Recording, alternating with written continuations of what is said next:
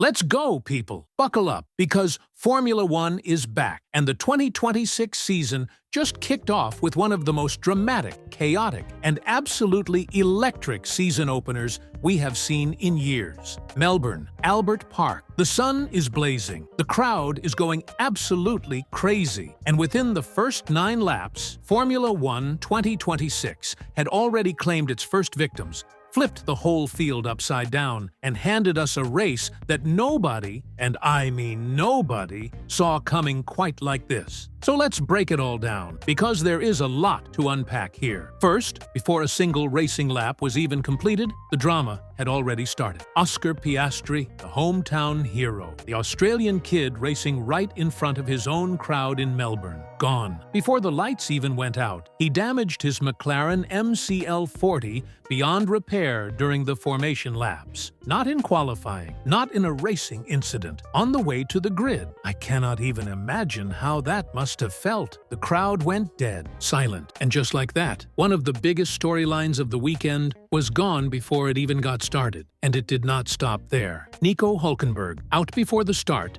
in the brand new Audi F1, 2 drivers, 0 racing laps between them. That right there is the brutality of Formula One, ladies and gentlemen. Welcome to 2026. Now, the race itself. George Russell, pole position, the favorite, the guy everyone expected to control this thing from the front. He did not get the start he needed. Why? Because when Russell pulled up to the grid, his battery was running on almost nothing, barely any energy stored. So, when those 5 lights went out, Charles Leclerc pounced. The Ferrari launched off the line and grabbed the lead going into turn 1. And just like that, the race was truly, properly on. What followed was one of the most intense lead battles we have seen in a long time. Russell and Leclerc swapping positions back and forth, over and over again, 7 times. In the first stint alone, 7 times. Russell himself called it a yo-yo effect, and he said Mercedes actually expected it to play out that way. Because of the 2026 regulations, when you push in straight-line mode, you lose front downforce. So every single time one driver got ahead, the other one could fight straight back. It was relentless. It was breathtaking, and the fans absolutely loved every second of it. Then, lap 9, Isaac Hadjar, Red Bull. Strong debut start. Engine failure, gone. Virtual safety car deployed. And this is exactly where the race was won and lost. Mercedes,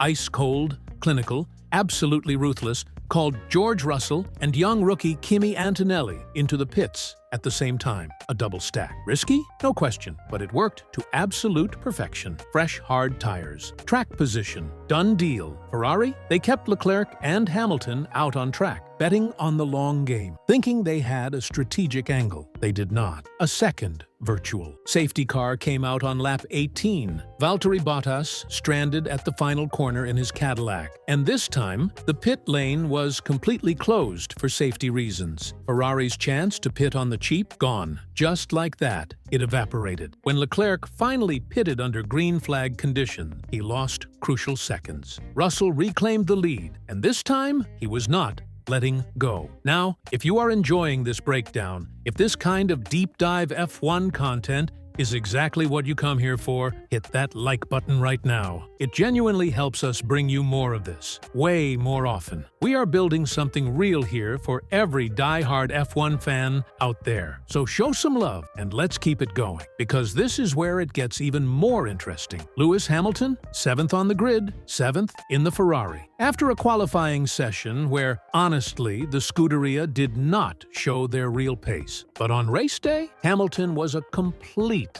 different animal. Lights out, Hamilton aggressive right away. 2 overtakes in the opening laps, past Hadjar, past rookie Arvid Lindblad, and suddenly the 7-time world champion was sitting in 3rd place in a Ferrari at Albert Park. The crowd did not know whether to scream or just stand there with their jaws on the floor. He stayed in the fight the entire race. He was fast, he was hungry, and in the final laps, he was closing in on his own teammate Leclerc for that last spot on the podium. cutting the gap lap after lap, looking genuinely dangerous. But time ran out. Hamilton finished fourth, painfully close to his very first podium ever in Ferrari red. And after the race, he did not hold back. He said, "And I am telling you right now, this felt like a direct warning shot aimed straight at his former team." He said, "We have a lot of work to do to catch Mercedes, but it is not impossible. Not impossible." Coming from Lewis Hamilton. That is not just a comment. That is a flat-out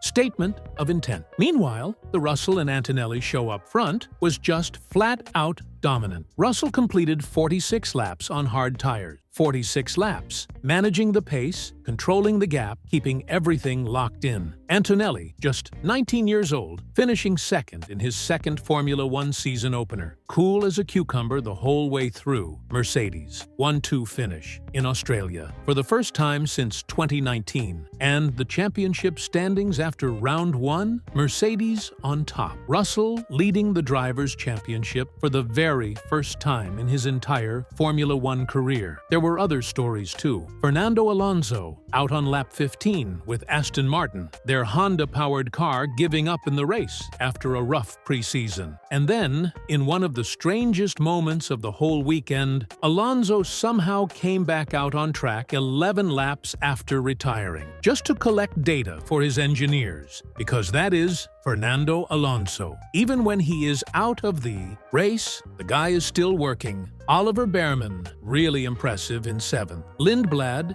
8th, scoring his first ever F1 points on debut. And Gabriel Bortoleto, the Brazilian star, crossing the line in 9th to score points in his very first Grand Prix. What an absolute moment for him. So here is where we stand. After the Australian Grand Prix, Mercedes looks formidable, but Ferrari showed race pace that genuinely had the silver arrows looking over their shoulder. Hamilton believes the fight is coming. Leclerc proved he can run with the best of them. The new regulations are producing racing that is unique and completely unpredictable. And the championship, with 23 rounds still to go, is completely, totally, and beautifully wide open. 2026 is going to be something else entirely. I genuinely believe we are looking at one of the greatest Formula One seasons we have seen in years. But I want to hear from you, because here is the question everybody in the paddock is asking right now. Can Ferrari and Lewis Hamilton actually close the gap to Mercedes over the course of this season? Or did we just watch Mercedes announce themselves as the team to beat for the entire year? Drop your prediction in the comments right now. Championship team at the end of 2026. Mercedes or Ferrari? Let's see where the F1 community stands. See you at the next race.